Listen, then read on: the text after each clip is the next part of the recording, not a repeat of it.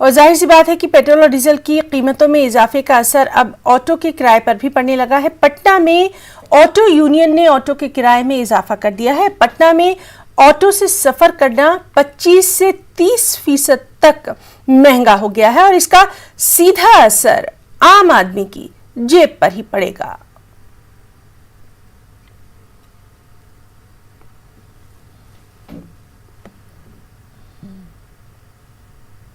तो क्या जाएगा?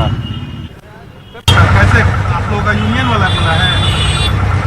पेपर में दिया हुआ था। तो बढ़ा दिया आप लोग, कितना रुपया? 2 रुपया बढ़ल है। क्या है, इसलिए बढ़ा है? कोई वजह? अभी बढ़ल नहीं है, कोई सवारी देता नहीं है पैसा। 2 रुपया बढ़ गया है।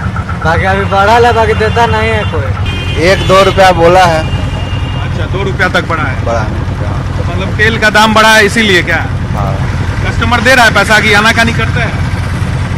जो दे रहे हैं वो अपने मन से दे रहे हैं, नहीं तो छोड़ना भी पड़ रहा है। तो दिक्कत तो होगा ही, दिक्कत ना होने का कहाँ सवाल है कि नहीं होगा। जितना ही बढ़ रहा है, हर चीज़ के तो दाम बढ़ रहा है, तो ऑटो वाला बढ़ाया है, बस वाला बढ़ाया है, तो क्या हम लोग तो चापे हुए हैं। 2 रुपया बढ़ा है, कहीं 5 रुपया बढ़ा है। कोटी मोड़ से स्टेशन 25 रुपया हो कहाँ से गया। कहाँ ऑटो चलता है ये? हम कोटी से स्टेशन चलाते हैं भैया। अच्छा, तो कितना हो गया? पहले कितना था? पहले कोटी से 18 रुपया था, अब 25 रुपया हो गया स्टेशन का। साईं मंदिर से 22 रुपया हो गया है, गोलंबर से 20 रुपया हो गया। कितना आप लोगों को लग रहा है बोझ पड़ रहा है क्या? पैसा बढ़ गया किराया तो? हाँ, कुछ तो पड़ा है लॉकडाउन के कारण। बोझ लग रहा है आप लोगों को, आम लोगों को? हाँ, बहुत बहुत भारी।